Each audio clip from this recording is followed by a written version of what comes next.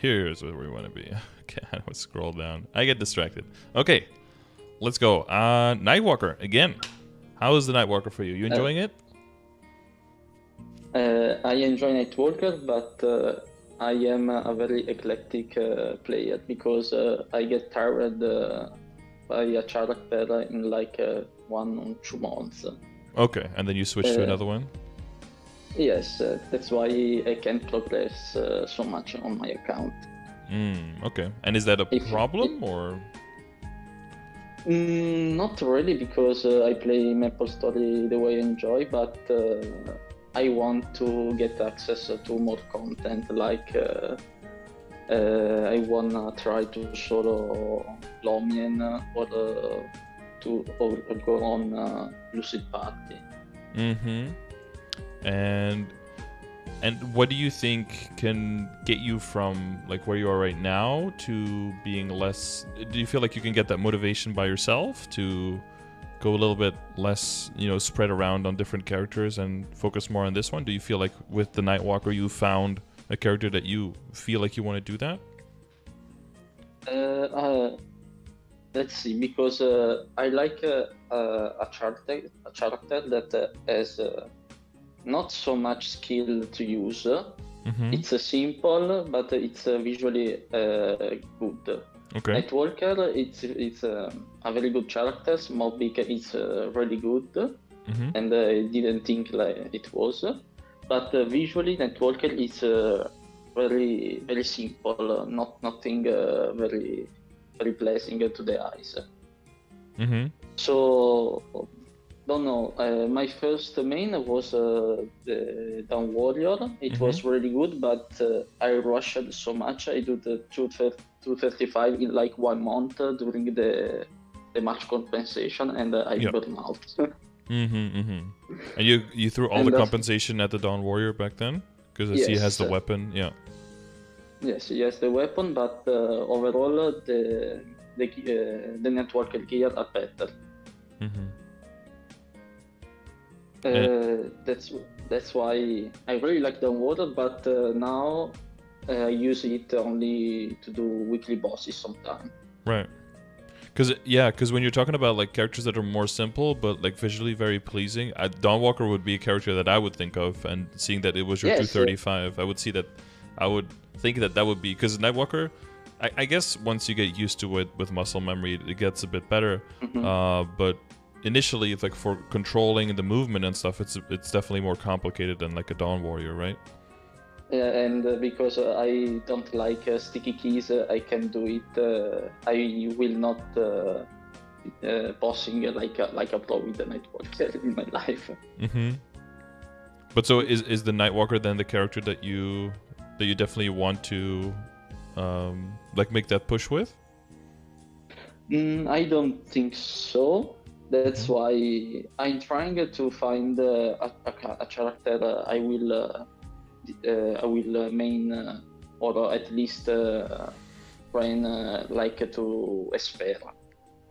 I tried last week Mikhail because I like how he bossing, because I can cheese a lot of boss fight. Just for example, I did the normal arc at level 170. It's insane for yeah. for me. I frame everything. Indeed. But Mikhail mobbing, it's trash for me.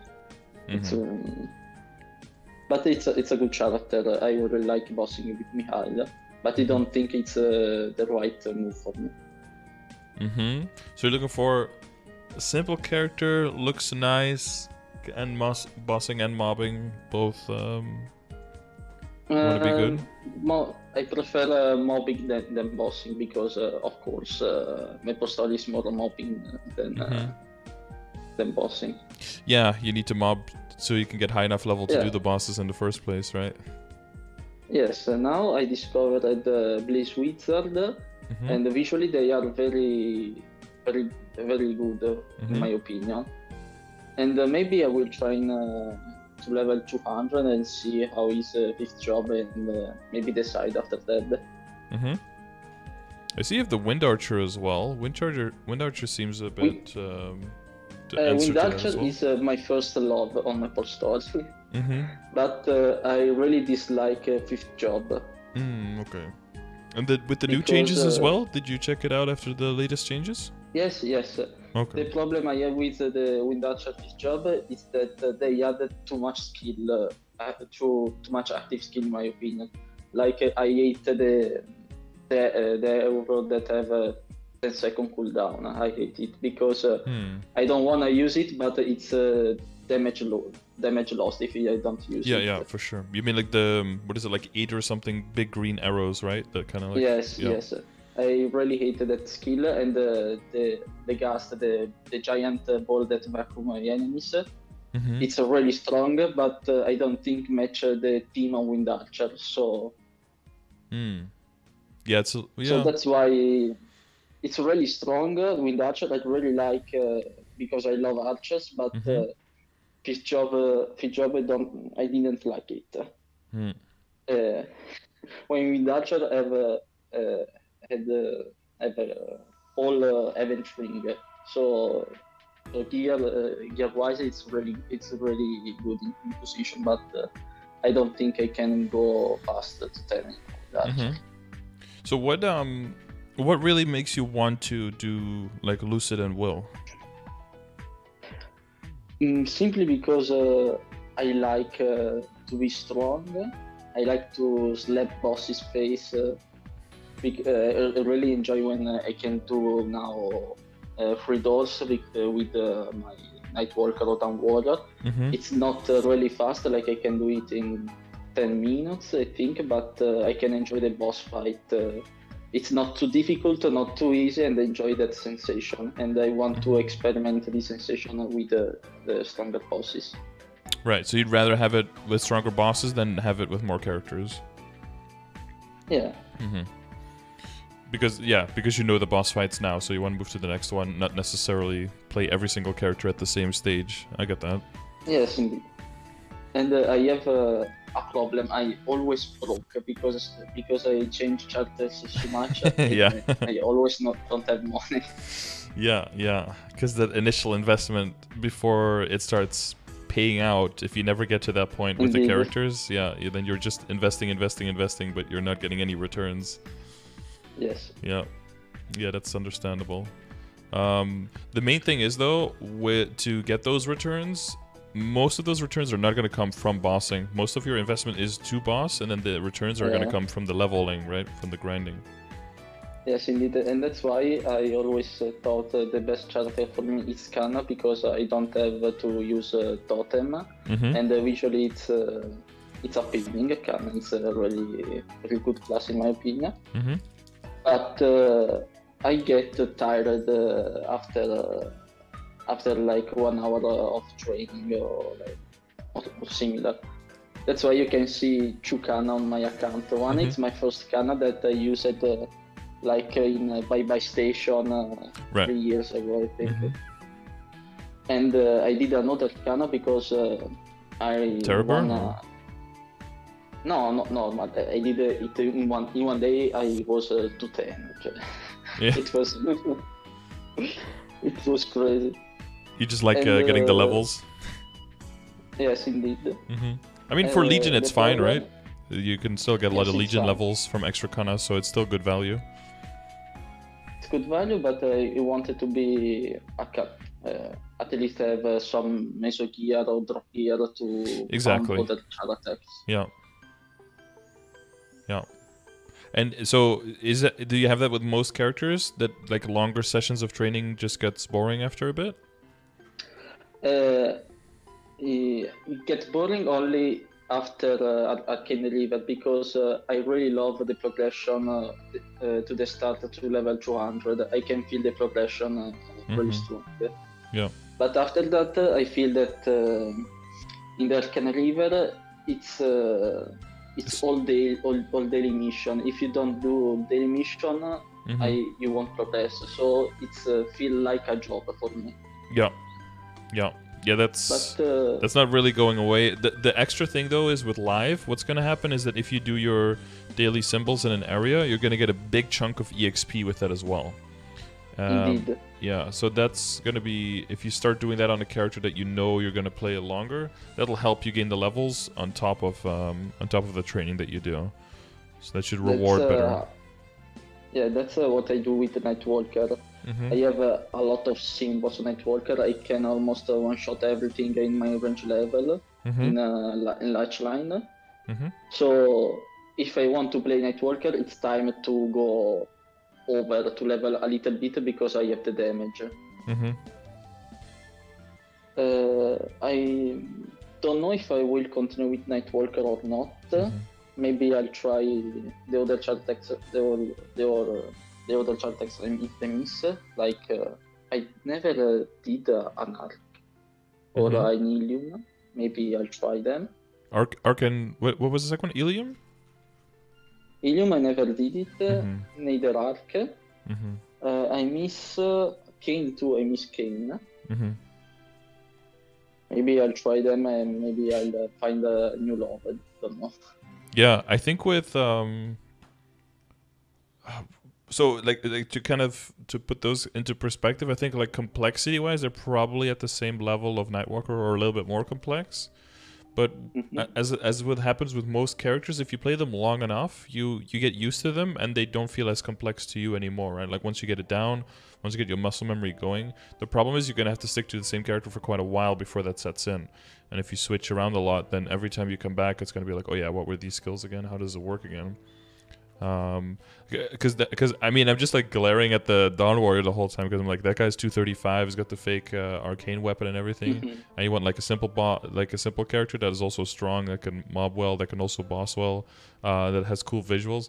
Like for me, like Dawn Warrior answers to all of that, and you already have a 235. But do you have like PTSD of going back because you burned out on the character and you don't want that to happen again, or have you tried them again after the recent changes? Because they also got nice buffs for their burst and everything.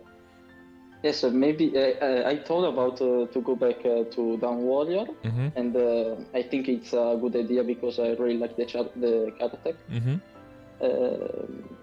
I think it could be my choice. What do you think? I will play only Dawn Warrior, or I'll go up with my Canna and maybe found the Canna first to get nodes and minis.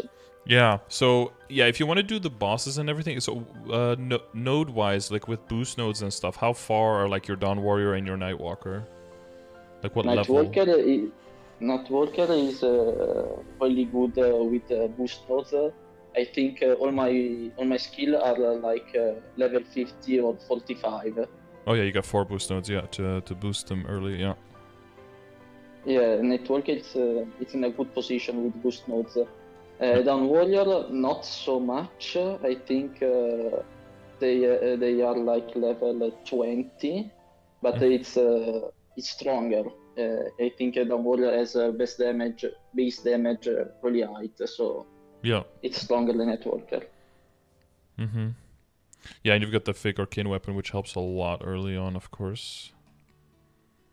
Yeah, because, well, the main thing is that if you know that you're kind of, you can be all over the place, or you can just not feel like playing a character and you want to play something else, the best way to set yourself up is 2 things. One is a big legion, and you're already working on that. You're already past 6k, so that's already helping for you a lot, right? Because this is basically funding for all of your characters, right? So that's a good thing to do. And the other thing would be to have like a character that you can farm on and grind on, so that even if you don't know necessarily what you're going to be playing a month from now, at least you can build up resources like nodes and familiar cards and mesos, and then when an event comes around, you can be like, okay, which character do I want to play the next X amount of time, and then commit to that character. And then you kind of have to keep playing the character because you already invested so much money, and then, you know, as long as you make that decision process a good one, then you just follow through with that. And then in the meantime, you could be like, okay, I'm starting to feel like I'm not liking this character as much. I feel like I want to do a switch soon. Then you start playing the Kana a little bit more again, grind a little bit more, farm a little bit more, and then you have a next build up for the next time an event comes around, something like that. So with that in mind, and since your Legion is growing quite nicely, I would say probably making sure that the kana can kill properly in the area where it is. Because you said that you got bored after like a while in the kana. Is that because the rates are not good, or is it just because of the class? It's not for because my kana, my first kana, the 223, I can one shot everything in my level range, but I don't like the name, so I made the new can. I like the name. I see. Yes. Okay. And the new can, it's rather new, so I have like 1 million range. I cannot one-shot everything, but the rates are still good. So, damage, it's not a problem. Yeah, once you get to with every new area you go to, it's going to be harder and harder to keep up, right? Yeah, but that's it's not a problem for me because I don't like to level up. I prefer doing days during the day because I play MapleStory during the day when I have pause at work, so I don't have time to grind a lot. So I do a daily, I go back to work, I do a daily, I go back to work. You work from home or you do it at work? From home. Yeah, so then the flexibility of a kana is definitely a good idea because you can do like 30 minutes or you can do 20 minutes, and then with the other characters, if you build a totem, then you're stuck, and if you don't have time for a totem, then you never level. Yeah. Indeed, I only use totem on weekend. Yeah, exactly. Yeah, that makes sense. So the only thing I need to work is meso gear for can because. So I only have one drop gear and one meso gear. Does the Akai, the Medea Akai, that one already has the drop rate gear and the meso gear?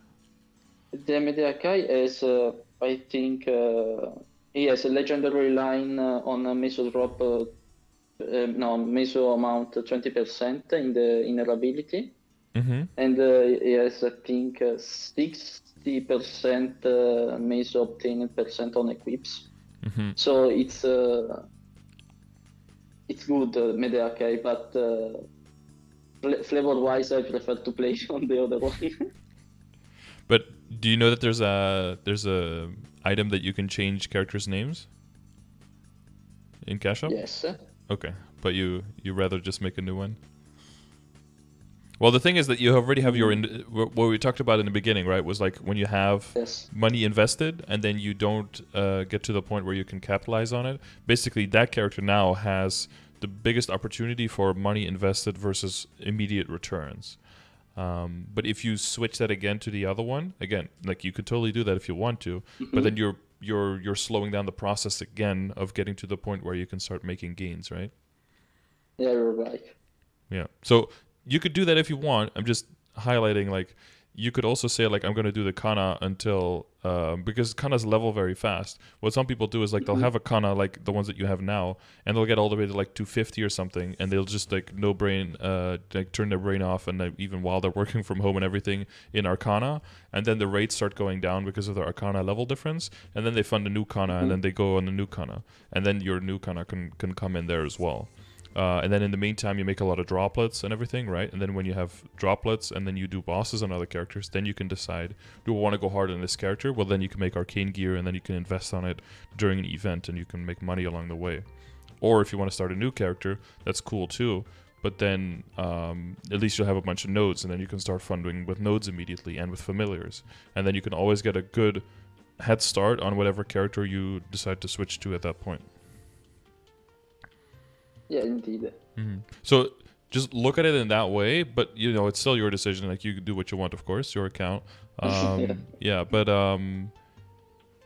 yeah, to me and to some people watching, be like, why does he make another one just because he doesn't like the name? Just don't look at the name. But if that's important to you, like, I can't really tell you just to don't think it's important because obviously it's important for you.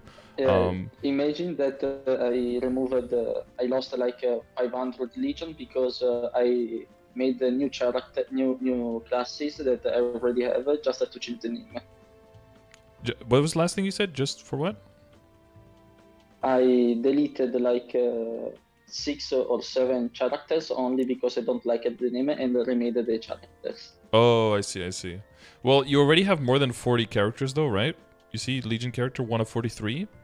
So it's only the last, only the 3 lowest level characters now don't count. So the other ones. Yes, I only created the characters, but I don't train them like a cannoner. Yeah, I miss like 5 classes at most. So what you're saying is you would have already been like close to 7K now, if you didn't care so much about names. Indeed. Do you like the names of my characters? They're all Dao's Mule 1, 2, 3, 4, 5, 6, 7, all the way to 27. No. My Dao's Mule 19 and. The thing is because I want that all my characters have identity. Because if I want to switch a character and I wanna change main. My character have his own identity and it's ready to go. That's how I see my picture of my account. Yeah, and like many years ago, that was definitely true because you would play the same character for so long, you really got like almost like a personal connection with your character, and you cared a lot about how it looked. And now you'll see someone on a character, and they'll just switch the eye, the face, the hair, and all of the NX, and then change the name. And it'll be like, it's just a completely different character at this point, but it's still the same character. But it's really weird. Yeah, the way that the identity of the character is way more fluid now, which is strange in a way, because I think it also makes people leave their characters faster, which in a way is kind of ironic because that's what you're doing. You're switching between characters a lot. But if you care about all the characters, then that makes sense again, right? Yeah, I care about all the characters, but you are right about the can. I can simply change the name. I didn't know you can change the name with an object. Yeah, it's in Cash Shop, but I mean, you see, you have some cash, so I'm assuming that you have spent some in the past. Yeah. I spent on Senior's class. I spent some money, not so much, but if not in surprise type. I hate the style surprise box because I spent money and don't receive what I want. So I only buy outfit that are in discount but are not random. Yeah, exactly. Yeah, that's usually what I do as well. If I see something on discount, because usually it's permanent and it's cheaper, and then I'm like, Indeed, okay, I can. Yeah. And then you can mix and match a little bit with the things you buy over the years, and usually you can make a cute outfit for like 5K NX or something. So it's pretty doable. If you see the reason I want to use Blaze Wizard now, because I made the perfect outfit of the Blitz Wizard. It's like in the last page of the Legion. Oh, the hair? Yes, the hair, the face. No, the level 105, non. Oh, 105. The one. Oh, this one. I see. Yeah. Because I was gonna say like, okay, I see a big staff. Yeah, that's yeah, with the witch hat and everything. Yeah, that's cool.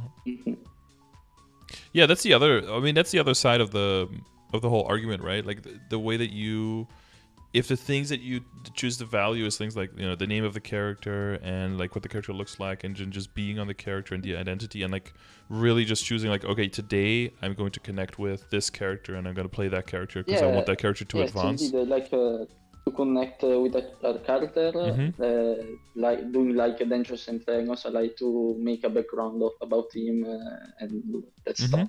Yeah. All of basically always though, that's gonna come at the cost of like efficiency, right? But you have to be okay with that. I know. Yeah, I'm okay with that because I like to play in that way. Yeah, no, that's fine. Because a lot of times these sessions are about like, what can I do right now? Like, where do I move my hyperstat points so that it's more efficient, right? So this is like a completely different approach to like, how do we see where you're at and help you forward, right? It's a very different way of looking at it. Yeah, because thanks of you and your videos, I pretty much know about everything I can do in my range. So I only did this session because I'm always broke, and I want to do something to make my account stable. I don't want to create a new character and have 5 million on my account. Yeah. Well, you have more and more now characters that can do CRA, right? So that's already like, okay, I want some money. Only two characters. Yeah. I can do CRA easy. I can do 3 doors easily with the Dawn Warrior. Mm-hmm. It's a little more challenging with Nightwalker, but I can do 3 doors. Mm-hmm. And with Akana, you could probably join a party, right? If you know the mechanics. Yeah, I can. With Akana, you can duo with someone. Yeah, with both of them probably, right?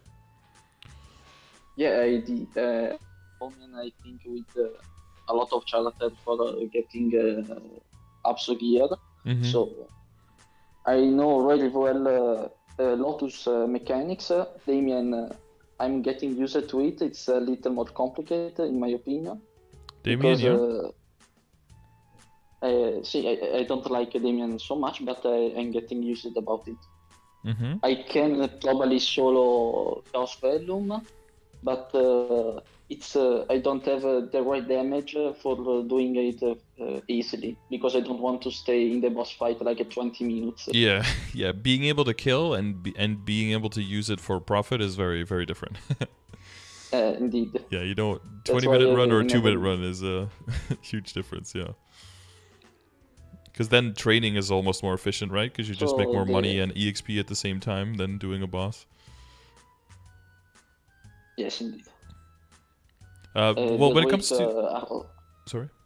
Go on. No.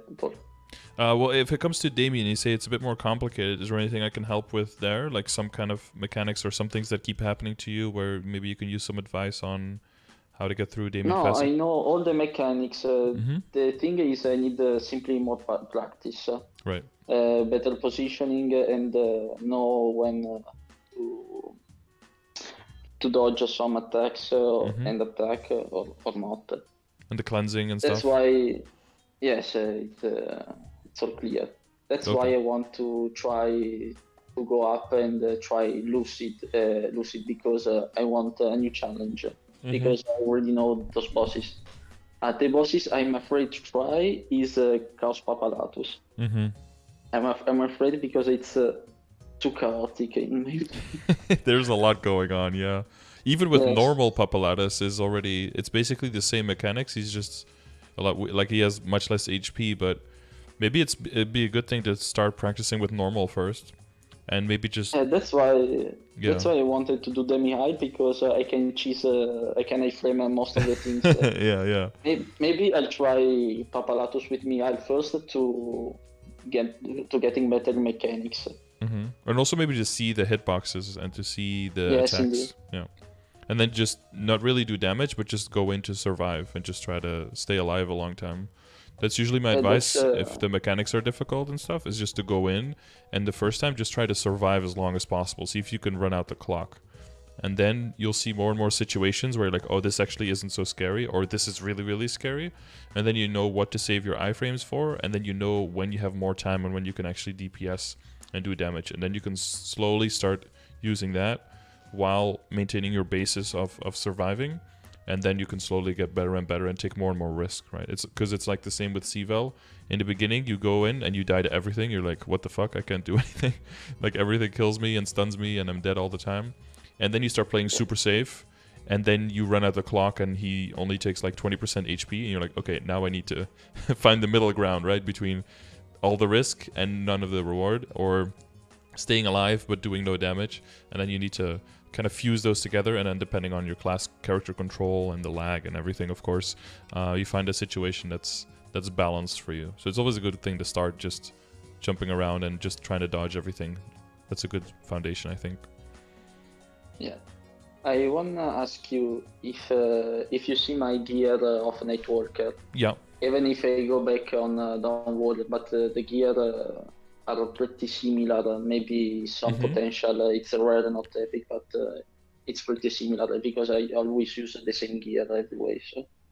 Yeah, and you know about the progression grid, right? Like what kind of aims you're going for. So it'll be pretty similar for the other characters. Indeed. Yeah, I don't think there's any equip difference because Dawnward just goes two-handed. You get the Princess. No, it's pretty much the same, right? The only thing maybe you have a heart or On the Warrior, I have art on the Wondroid event, so Yeah. I have it's very good. Yeah. I have a Canna ring, and I dropped a Dominator pendant, luckily, on my Dawn Warrior. Oh, nice. Wait, you dropped it or you had it as a drop? I dropped it, and I have the fake one of the compensation. I have two Dominator. But okay, but when you say you drop it, you mean if you drop it, then you throw it away, right? Dropping? No, you got it. You got it as a drop, right? Is what you mean? Yeah. The boss dropped it for you. Yeah. Okay. So you have one backup, like a real one, and then you have the fake one from the compensation on there as well for the with the crit and the strength. Yeah. Okay. Yeah. That one's at 15 stars, right? Is that stuck at 15? Yeah, I think so. Yeah, 50 stars. Dominator the weapon. Pendant, 50 stars weapon. Okay. Yeah, because you said luckily and dropped. I was like, wait, just to make sure that I'm not completely wrong on that. Okay. But yeah, you know about the foundations. You know about like importance of crit and about yes, and about IED. Yes, I know everything. The thing is with my my Nightwalker have a very similar not defense. It's 87 in my Dawn Warrior, so it's very identical. Well, yeah, so the main thing, I guess, that's different from the other progression sessions when it comes to that is that if you are going to dedicate more of your money and stuff into the Kana to make sure that that's like your meso generator and the other ones are mostly just for training and for bossing, is that you're going to not do what I usually advise on the other ones is going for drop rate and meso gear on the accessories, but usually just keep the accessories unique and go for 1 or 2 lines of stat instead. Okay. We'll go for like 9%, 12%, something like that on unique, and more focus on star forcing and on flames a little bit more instead. But the general progression would be like weapon, secondary, and emblem, right? And then accessories to unique, and then everything else either probably epic first and then star force next, and then getting them to unique, then working on flames, and then everything to legendary, kind of like that. Yeah, one thing I really hate the star forcing because I hate losing progression when I go back. For sure, that's why 17 is a good goal, right? Because you can safeguard it, and then the worst thing that can happen is you go from 12 down to 10, but that doesn't really change anything. So the main thing you're looking for, because a lot of your stuff is at 12, right? If you're at 12, then you want to look for 30%. Yeah, then you want to look for 30% off, and then you safeguard it all the way up to 15, and then you hold at 15. The other things you can do, since your stuff is 12-star and is epic, what you can also do is find level 150 gear, and then star force that without having to safeguard, right? Because you can get multiple backups. If it booms, it's whatever. Yes, like in Akechi and... Yeah, exactly. Okay. And then they wait for 5, 10, 15, and then when it's 5, 10, 15, transfer it. Get it to 16 first, right? And then transfer it into the Abzo, and then get the Abzo to 16 again. And then if you have money, try to get the Abzo to 17. Otherwise, just stay at 16 and then work on the potential and get it to unique. Yeah. That's a good idea because I don't want to do weeklies of scrappy artists. Yeah, so your options are either do a bunch of weeklies or safeguard it. And even at these low levels, even if because it's a very low chance of booming, you still want to have to safeguard. And if you get unlucky with a character, you can throw a bunch of extra build, just going back for between 12 and 14 all the time, and nothing goes anywhere, and that's just that's depressing. So sometimes it's better to just take the lower level item, wait for 30% off, and just send it. And it's most likely not going to boom anyway. And if it does, you have some Rimuru backups, and it's easy. And for Rimuru, it can be any, it can be for any class, right? Just as it's the same item type. Yeah, exactly. Yes, I do Rimuru daily, so I know. Yeah, so for the shoulders, you can just keep the shoulders from Rimuru. For the gloves and the shoes, sometimes you can also buy the ones from the ancient root shoes and gloves, right? You can buy them on the day itself, so you don't have to fill up your inventory. That can be an alternative as well. If you're like, okay, my inventory is already too full and I can't hold on to other stuff, then you can maybe get rid of the shoes and the gloves as like a backup. And because the other stuff is the main thing that's like a big time gate and that's going to get you from Lotus and Damien unto Lucid is getting the Helix gear. That's going to be the big problem. Oh, yeah. Yeah.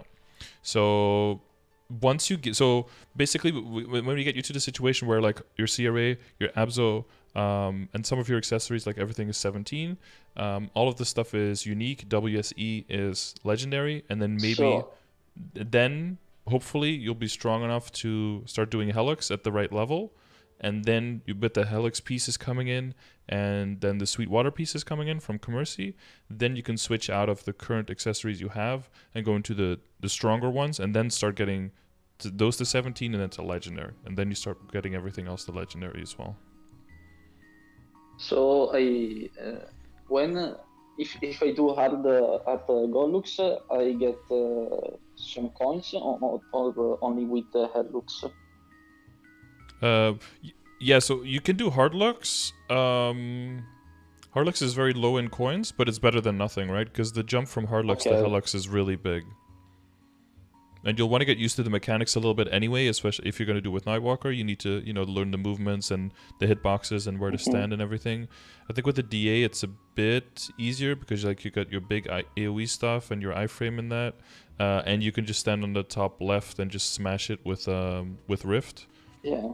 But Nightwalker is also not too bad because you can the bats fly around and hit the potatoes on the bottom as well. So you can kind of camp it from a distance, and then the bats fly around and kill the potatoes. If you get strong enough and you know the mechanics well, you could do Helix and just do like very long Helix runs every day. Which again, here come the chores and no, it's not fun. But I think the amount of coins you get is like 3 times the amount of Hardlux or something. So it definitely does speed up the process to get to the pieces, and you have chance for the superior drops at that point. So. Maybe if it's like a day and you have like a long day and you do it in the beginning of the day just to get rid of it, just to get it out of the way. And if you don't feel like doing a day, then you can just do Hardlux and probably do it a lot faster. But that's going to be the main, you need to progress a bit more to get to that point. But that's going to be the main thing that's keeping you from going from being able to do Lotus and Damien to being able to do Lucid. Okay. I needed to do drop gear for the drops like for Gollux or other boss on my main characters or only on Kanna. So early I would definitely just focus it on the Kanna. Later on when you're doing more bosses, it will help, but it's mainly honestly if it's for bossing, it's mainly going to help you in things like getting flames, cubes, and soul shards. Right. That's mainly what it's going to help for, because all of the really important drops, most of those are not impacted by drop rate. So like most likely not Papulatus marks, we're not 100% sure, but like the superior Golux stuff also isn't. And then the one thing that would be kind of important if you want to move into arcane gear later would be like the droplets that you get from Lucid and Will after you kill them, having some drop rate there. But if you have a familiar and you have Holy Symbol and you have a drop rate coupon that you can use for that, that's already a very good baseline for the drop rate to increase. Okay, so it's not mandatory. It's not mandatory, but after the Kanna is done, and has like 5 lines of Mezzo, 4 lines of drop, and you're like clearing with that clearly, and you have money extra, then, what I talked about, right? When you get the superior stuff and the Sweetwater stuff and you go for damage on that, then what you'll have is a bunch of rings that are unique, but that don't have a function anymore. So then you can get those to legendary and start getting drop on that once you have the extra money and once you're sure that you want to commit to the character. And then you can very easily get like 2 or 3 line of drop with not too much money invested because you already have unique, right? So you just need 1 tier up and then a few cubes to roll and you're good. And that way you can keep the value of those pieces like go on until further, right? Because who cares how weak the item is if you're going to be opening up the box in Lucid anyway? No one cares, right? Or you can also equip the pieces then to do CRA, because if you're doing Lucid, even CRA and drop rate gear is going to be very fast. And even for Queen and for Clown, there's a box, so you can always switch at the end. And then you only have to do Von Bon and then maybe Vellum. So I think it's all clear. Yeah. So my next step is to found Kanna, because my way of playing Kanna is the right choice. Yeah, the way of playing and like the amount of time that you have, right? In the burst that you have, yeah. And when I have more time, like in the weekend, I can do other characters or leveling my down warrior or Nightwalker. Yeah, whichever one you enjoy more at the time. And yeah, the thing is, like, enjoyment is definitely like partly is the kit, but a big part is also how strong your character is. It's really hard to enjoy a character that has a nice kit but can't kill things for shit. Like, it takes a lot of character to be like, oh, this is so fun, you know. Or a character that's not really that fun to play, but it mows everything down is like, because that's kind of what Arc was for me in the beginning. I didn't really enjoy Arc that much, but it was just so ridiculously strong that I was like, okay, I have to fund it a little bit more and see how far I can push it. And it kept scaling so well with all the money I put into it that I was like, okay, now this character starts becoming really fun because now I can kill a lot of things. I can kill them way faster. I'm more flexible in training. Plus, then the muscle memory started coming in, and the complexity of the character that kind of held me back. You know, all the skills have cooldown. You have to rotate between a lot of attacking skills.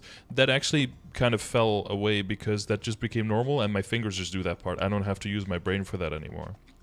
And then the whole experience of playing the character became way more enjoyable. But it's kind of like telling someone like, oh, you have to watch this anime. It gets really good after like episode 48, you know? That's always like, yeah, I don't know if I want to commit like hours and hours before it actually starts becoming fun. Some people don't have the time to gamble on that investment, right? Yeah, indeed. Yeah. The thing is, I like MapleStory because I can do it passively when I work because I can do it at home. So that's why my Nightwalker has so high arcane power and not the level. Yep. Yeah, that makes sense.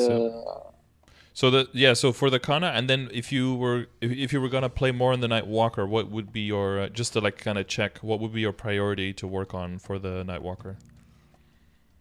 For the Nightwalker, I previously I was pushing for a drop gear. If you see my two pendants are about legendary. I see the pendant. So if you say to keep them too unique, I think maybe get some because you said to transfer level 150 to ups, so I don't need to get better potentials on ups.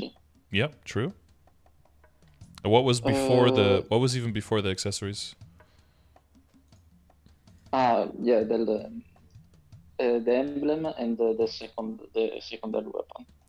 Yeah, and the weapon as well. But again, if you're going to transfer the weapon as well, then you don't want to work on that too early either. But it's definitely going to be the secondary, right? There's a lot of potential gains there. And then depending on what you get there, then maybe you want to reroll the emblem as well. Because 9% all stat and 9% dex, essentially that's like 0. That's comparative to how big it can be. You have to kind of see it as a 0. If it's on another item, right, the one that cannot get attack or boss or IED, something like that, then it's really good. But on an item that can get attack, that's basically like the 9% all stat and the 9 dex together, that's maybe like 1% attack worth together, right? So if you can get anything useful on the second line, let's say that it's IED, maybe you don't even need IED. That's cool, because what does that mean? That means you can redo a bunch of your hyper stats and put those into damage instead, and put those into EXP or maybe arcane power instead, right? And that can give you damage that way, and that way you can still get value from the extra line, a lot of it. And the secondary, same thing. If you had a boss line and a line of damage or something, or like an attack line and a line of boss, some combination like that, it'll be way better than what you have now, and you'll see a huge difference. The one downside, and one thing you have to be careful for, is if you end up rolling like a lot of IED on the emblem, a lot of boss damage on maybe the weapon and the secondary, that can be really good for bossing, but it'll be really bad for mobbing, right? So then you'll lose your base damage for mobbing. So again, remember, it's your boost nodes, arcane power, and weapon, secondary, and emblem. That's where you want to get most of your damage for mobbing, and then the accessories are just kind of filling, usually, if you go for drop, right? So if you go for, you have a lot of luck percentage already, so you don't have to push as hard, so you do kind of have more outs now. So, but that does mean that for mobbing, you're relying more on your accessories, but you have a lot of luck already, right? Like your Yeah, you have the 15 here, 21 here, 15 here. Like that's a very solid foundation. So the main thing that they will help in is if you go star forcing a little bit further. That's what the main thing that they will do. So that is probably why your damage is still good, even though comparatively your weapon and your secondary are a little bit lower than where you would expect it to be. If for Khan, because the secondary weapon for Khan, it's another fan, right? Yeah. I think on Mediakai I have an Abso fan and a Fafnir fan. Yep. For the Aku fan, I'll go with Sweetwater, or I stay with the Fafnir. Yeah, you can. Because base attack of Sweetwater is higher, if I remember right. Yeah, Sweetwater is higher base, but it doesn't have flame advantage. So you won't have to... Spending money on a flame there is going to be pretty bad. And then Fafnir is lower, but it has flame advantage. So with the flame, it can overcome the difference. Ah, okay. Yeah. So Aku care about magic attack only, right? Yeah, you have so for the potential, technically intellect matters as well. Like it can give you a little bit extra, but you're mainly looking for magic attack, yeah. And then for the main one, since you're going to be a mobber, you're also just looking for a percentage attack, right? Percentage magic attack. Okay. Yeah. So you're basically just looking for magic attack across the board. And then for your flame on your fan, you're also just looking for flat magic attack, just to get as much flat damage as possible. Okay, so very simple. Yeah, it's pretty simple that way. But so, because Haku has a skill that transfers a percentage of your total magic attack of your fan as a magic attack buff, as like the secondary damage buff. So that's why the Star Force plus the base plus the flame is an important amount for your Haku fan. But what some people will do is, like they'll have one Fafnir and then have a Sweetwater, and then level up the Sweetwater to get it to like 12 stars, maybe to 17 later, and maybe Flame to get like 20 magic attack or something, anything that hits, and then work on the potential. And then when they go from Fafnir weapon to Absolab weapon, they'll just transfer the Fafnir one into the Abso one, and then if they get a second Abso, then maybe they switch out the Haku one. Or if they go for Arcane, then maybe they equip the Abso to the Haku instead. But if you already have the Abso and you already have the Fafnir and they're already a little bit invested in, then I would just keep that, honestly. So it's going to be very small difference. I don't think the Fafnir is really invested because my idea was to get another Abso and transfer the potential. So I think it's a big potential. But like it's a secondary, it's an high priority damage booster. You want to have the potential is the most important though, because it's only like a percentage of the magic attack that gets transferred. So there's a reduce of efficiency there of the base stats. The main thing that's important is the potential, and you do have higher magic attack tier at level 160, right?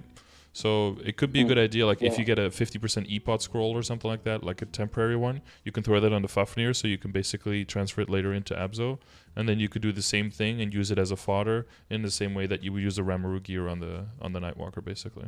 Yeah. I think it's all clear. Yeah, makes sense. Yeah, it makes sense. So I came with this solution myself, but I wanted your opinion because you know your shit. Yeah, I have some experience with the sessions and everything. Yeah, so I don't think it's that necessary to go for like Mezzo and drop on the character. Not as much, because it's not going to be the main source of your income. If it does end up happening, then you roll with it. But yeah, it's not as necessary, because the main thing is if you're pushing levels, you want to go to the new areas immediately. And if you have drop rate gear and you're leveling fast, and you discovered that probably with the Dawn Warrior, right? That you, in the same way, basically having drop rate gear is kind of like having unfunded gear, right? Because no damage comes from them, basically. And then you go to a new area, you don't have the arcane power yet, maybe your boost nodes are also lagging a little bit behind, and then you also don't have damage from your accessories, and you just can't kill in the new area. You have to stay in the older area for like another 5 levels at least before you can move on.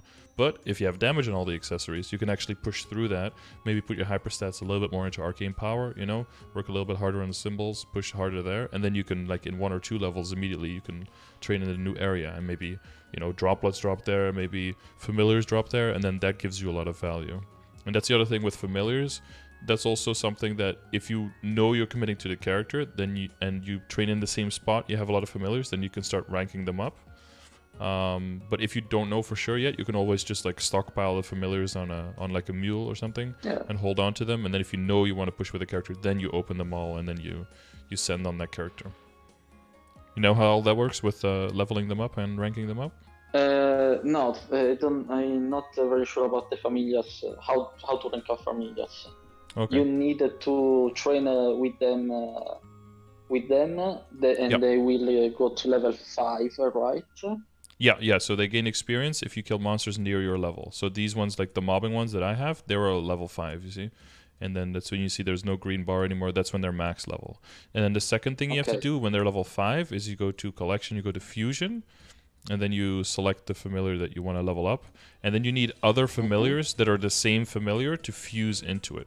So this is why you only do it when you train in the same map for a while, because otherwise you won't have enough. Like, see, like I have these from the dailies. These are all, like, worthless, right? Because they're all different ones, so I can't fuse anything. Because if you want to fuse on a character, you need 50 for a common, and you need... oh, sorry. You need to select the other one. You need 100 here to go from common to from rare, to epic. And that's the most thing that you're gonna do. So you need a lot of these cards. So you need to be training in the same area for a while. So with these, if you can still get something useful, you just reveal. If it's shitty, you extract. But if you have a lot of the same ones, summon them and then train with them, and then you have to like fuse them all together like this. And then when the bar is full here, and it's level 5, the rank up will be available, and then you can click it, and then you'll have a percentage chance of ranking up. If it fails, the fusion goes down to half, and you have to throw more cards into it. And then you just reveal it at epic, and then most likely get a shitty one, and then do it again. Because yeah, the chance of getting something nice is low, but there is a good chance. There's like a large amount of item drop rate, for example, right? That's 100% item drop rate increase. That's a really good one to get early, because then you get cards even faster, and then you can get the boss and the IED ones faster. You know, my old can, the one level 223, has the old spider familiar with the item mount. Yeah. Item mount drop and meso data. So maybe it's a good reason to stick with the That's very solid, yeah. That's 60% each, so for both for drop rate and for meso obtain. Sorry, not for meso obtain, sorry, for item drop rate and for meso drop rate. So it'll make nodes faster, and it'll also get bags really quickly, even if you don't have all of the drop rate lines yet. So that's, yeah, that's a good way of self-funding, and then extrapolating that to funding the entire account, for sure. So the first thing I will do now after this session is buy some face and hair coupon for my old can, and maybe change it. Make it look sexier. You can also check take the NX from the other one and transfer it over to that one, right? If you want to make it look like that. Yeah, I have some NX on the other one. Oh, one thing also is general advice to everyone who plays a lot of different characters, but maybe to you as well, is don't leave too much on a character that has value, but throw it into the storage when you're done with the character for the day. Yeah. Yeah. Some people kind of like, you know, especially if you make a lot of Legion, some people have like 30, 40 mil on every character, but if you have 50 characters with 40 mil, you have 2 bill in your account that you don't know of. And you have to like throw it onto the, So sometimes people forget. I remember you said that in one of your old stream, and after that I go back on my old character, seeing how much money I had. I think I collect 200 million about my old character. It's always more than you think, because it looks like it's nothing, and then it, you know, anything you do times 40 or times 50 becomes a lot. That's just how it always works, you know. You do one pre-quest on one character, okay, that's whatever. You do it on 40 or 50 characters, now it's too much. It's always like that. So also for the little small valuable things, you do it 40 or 50 times, now you have actually some decent value. And just for in general, and we were talking about gathering resources and looking for the next event and stuff, you want to make sure that the decisions that you make are based on what do I have now and what can I have by the time the event comes around. And if you have your stuff too fragmented over your account, or you don't have a clear view on where is the valuable stuff, then you can make suboptimal decisions that not just because not being efficient is bad, but you're kind of selling yourself short because you already put in the work, but now you're making a decision that doesn't take into account how much work you've already put into your account. So just to emphasize that. Maybe not specifically for you if you're already doing it, that's great, but maybe for people listening, that can be a small tip, yeah. Okay, so do you feel like you have a good grasp on how you can move forward? Yes, thank you very much. Okay, no problem. Well, you still have time in the session. Usually we go super late. Now we're this is a much shorter session than usual. So if there's anything else specifically you want to talk about, or let's see, something I don't have. I'm not, maybe a sure topic. About. Yeah. I think I'm very good about Legion and how it works. Mm-hmm. Familiar, you enlighten me right now. Mm-hmm. Boost node. I prioritize boost node or skill nodes of job. So that because for me, I prioritize always boost nodes because I'm mopping or bossing with you use them for both job skills. Yeah. Okay. For most classes, that's the fact. Yeah. For some classes, it'll be a bit different. Some classes just when they're mobbing and kind of like that, like domain is like super important there because that's like your main skill for both mobbing and bossing. You need to get the uptime better and you need to get stronger for mobbing to have like a full map clear with like a third uptime. It's crazy, right?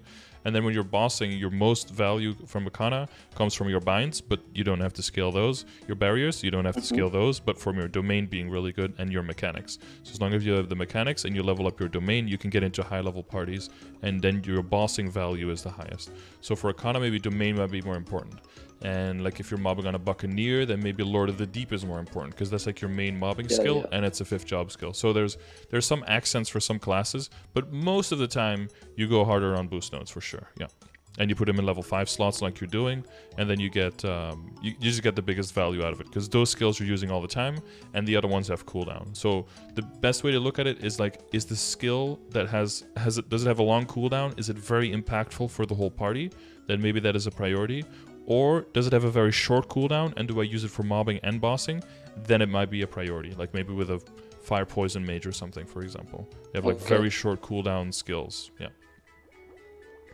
But then again, most 5th job skills, they like one shot instantly, so they're very strong. Some days ago I discovered that you can use unused souls that you don't need and put in some book. I don't know what the thing is. I always throw away the souls that I don't need.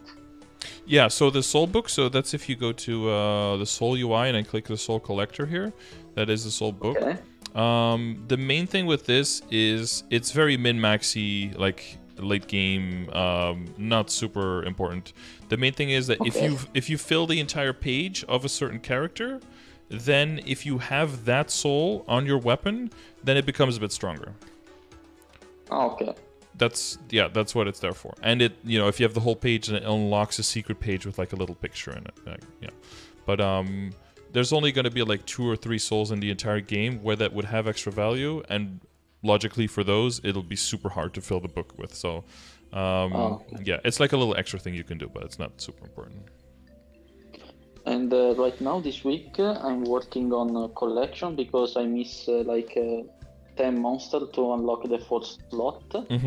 And I try to unlock Sinuous monster because I will have another 24 hours monster expedition.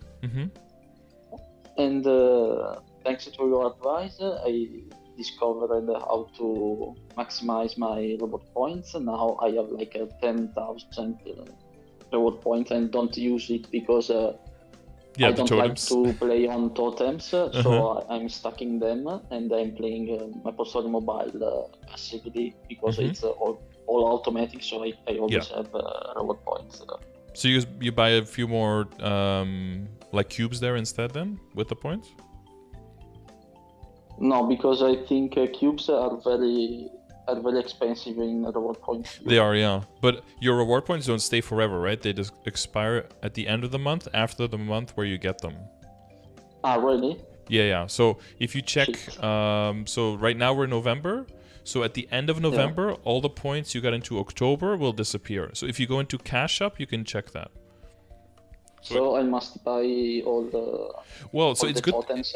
Yeah, so if you're not buying totems, which is fine, then it's good to still just buy cubes just to make sure that your points don't expire. Because again, like you already put in the work, it's better to get something out of it rather than nothing. So if you go into Cash Up, in the top right, there's their reward points. And then it'll open up a little screen, and then there's a tab called Expirations. And if you scroll down, it'll show you how many points are expiring at the end of this month. So if you don't, so you can kind of know like, okay, if I use 4 more totems this month, then nothing will expire. Or I have to use like 7 totems, or a bunch of things are going to expire. And then you can kind of think, okay, it's the end of the month. Usually in the stream I say like, hey guys, end of the month, reward shop is resetting. Make sure you check your expirations. Then it's a good time to see like, okay, maybe I buy 1-2 totems for next month, and then I spend the rest on cubes to make sure that your reward points don't expire. I didn't know about the reward point will go out. I think I'll use the totem on mules, and if I spare reward points, I will buy cubes. And monster park entries, right? Monster park entries. Yeah, I added it as a, if you do the reward point command, I added it as a second link there, reward point expiration. So like this as an example, like if January starts, November expires, December goes into your bank, and then if you buy anything, it takes the December points, and then January starts like accumulating until the month changes, and then all the December points that were still in the bank, those expire. January goes into the bank and gets spent first, and then February starts accumulating. That's basically how it works. Yeah. It's a little weird, but like Maple points never expire, but Maple reward points do, so it's good to know. Yeah, those names are also too similar and too confusing, but that's a whole other conversation. Like on the Fairy Bros giveaway, they say if you buy a golden ticket, you can get 3,000 Maple points.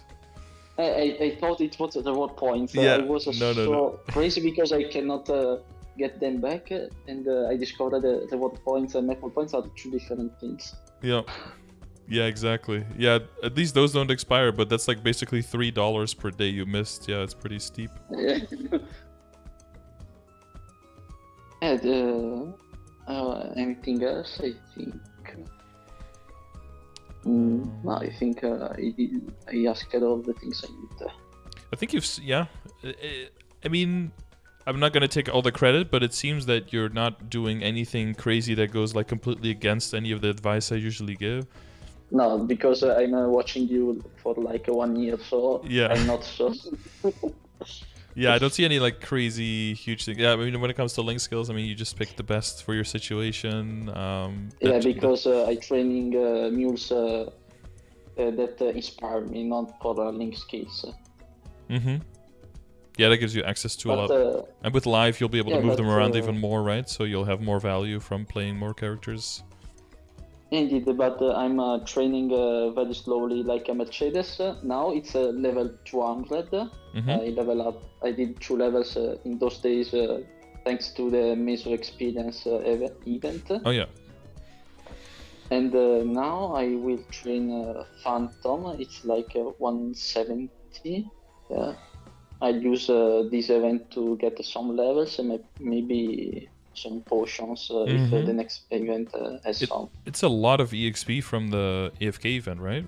Yeah, a lot. I did 2 levels in 1 day with the Mercedes. My bishop on my Kana was 199 because of level up potions, and it never got quite to 200. And I think with the last with 2 full like 12-hour blocks, it got from 199 to 200. Very easy. Yeah. Yes. If you can see my Luminous is from Terra Burning. Yeah, and naked. Yeah, I thought so, because all the CRA's gone. He's very chilly. He only has a cape. Yeah, Luminous was my main in normal MapleStory like 10 years ago when it came out. But now I don't like Luminous at all. I cannot play it. It changed a lot. It used to be like a mobber and then very bad at bossing, and now it's mobbing wise. Well, the main thing was that because Kishin and everything and how it changed, Lumi was at a certain period really, really good because it was very strong in small maps, right? Because reflect everything hits all the time and you have the door. But then because Kishin got weaker, people moved to bigger maps, and then as soon as the maps get bigger, Luminous is like, ugh, because of the mobility, right? And then Luminous kind of lost their spot as like one of the kings of mobbing. But because of the 5th job changes, I think their bossing did get a lot better though. So I think they're more of a balanced character now between mobbing and bossing, instead of being like really good at one and kind of bad at the other. One thing, what do you think about Aaron? So Aaron is one of those characters where I think they have a lot of cool potential. I played one and I made one to kind of see like if I ever wanted to move into Maple EU, because I think the main thing is that like the air swing, because of my ping, the character falls a lot of times when it's supposed to be gliding. Right. And that's a little bit annoying when it comes to mobbing and rotating maps. And I think also when it comes to doing like cool tricks and combos and stuff, and if you want to like flex and show off. But they seem really strong, and there's a like Aaron is one of those classes where it's not super popular, but then if you look at the parties that are clearing Black Mage and stuff, there's like quite a lot of them in there. So like people who really commit to the character can make them like really, really strong. But you have to really like the character and really commit to it to be able to get to that point. I really like Aaron because it was my first ever character in MapleStory, like a pre-Big Bang. And with the combo medal? Yeah. You don't attack for 3 seconds, you lose all your combo. Oh. I did in 1 month. I reached level 34 in Play Big Bang. It was really bad. Yeah. But it was my main when I started this account 3 years ago, and he has some superior equip from Golux. Oh yeah, and he's got the cape, and I think. Yeah, honestly, and they get a lot of damage from their 5th job kit, and they have a bind now, right? Which they didn't have in the beginning. I think that character... It has a bind now? I didn't know it. Yeah, the 4th V that they got is like a big bind that does some ice damage over time, so you don't have to equip Nova either. So I think if you like the class, it could definitely become a character for CRA clearing on, I think, pretty quickly, if you enjoy the mechanics of it.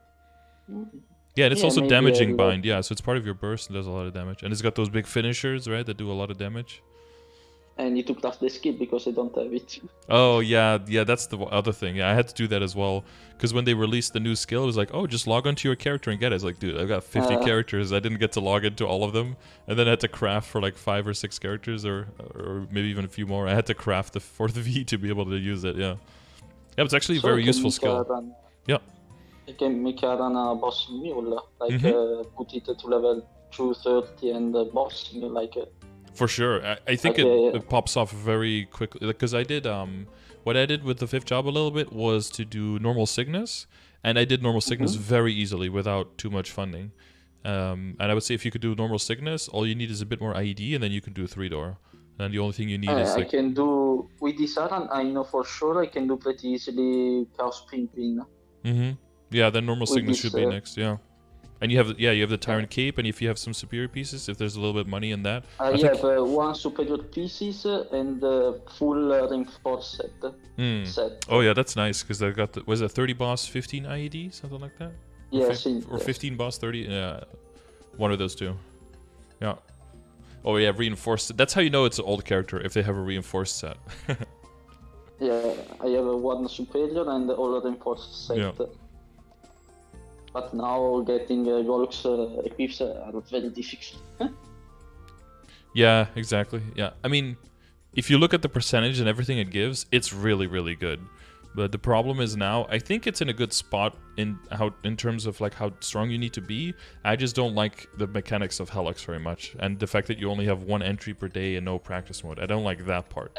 But I think positioning wise on how strong you need to be to get the pieces for how good they are and how good the set bonus is, I think it's fair.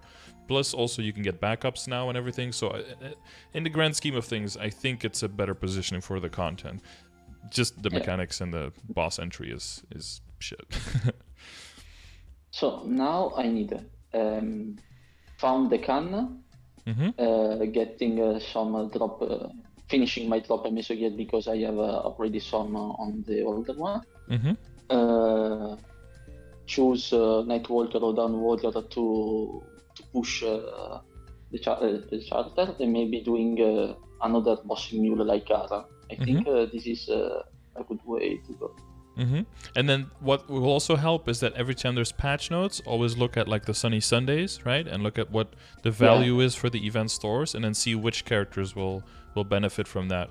Because just having like the mid-term and the long-term goal of like that's where I want to go and this is what the characters need, and these are like the dailies and the weeklies that I want to do, that can always get disrupted by an event that could be like, okay, but if you do this other thing instead, that's maybe like just outside of your priority list, you get this all this other stuff that's super efficient. It's like, okay, maybe that becomes a higher priority now for the next month or so.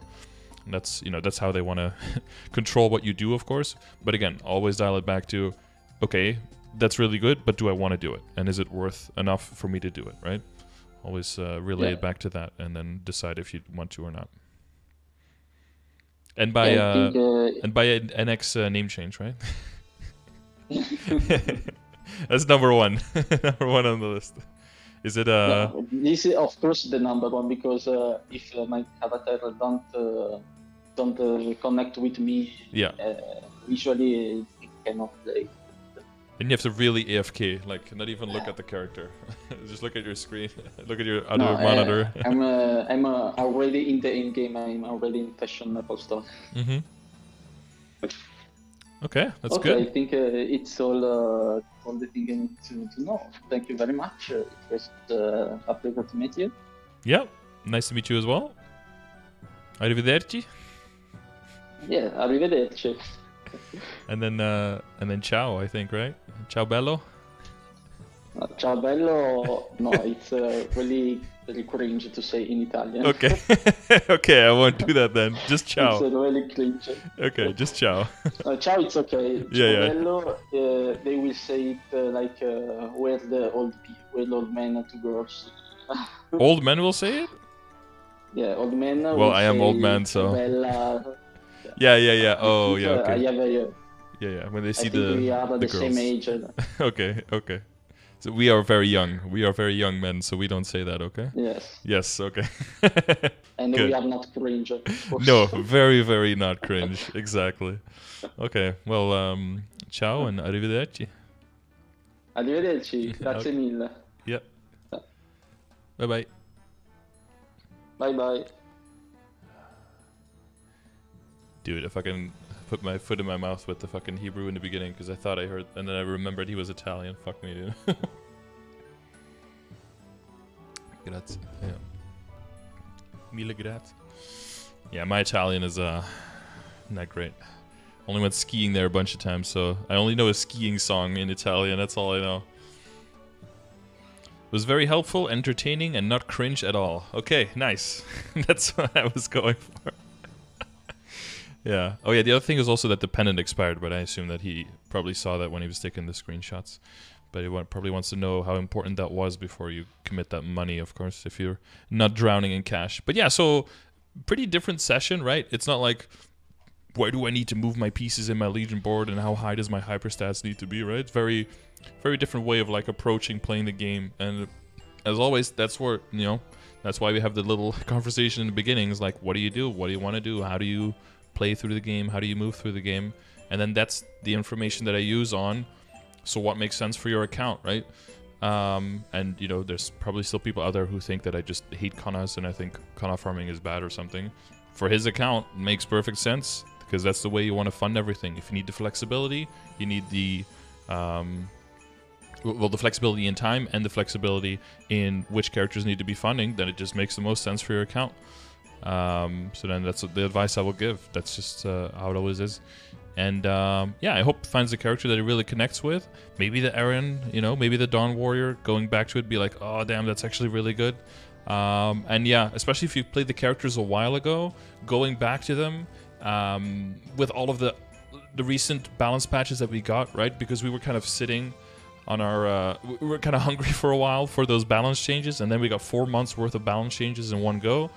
And the 4th V, especially if you hadn't checked that one out, it's a good idea to go back to a character. If it's like 201 or something, it's a little weird.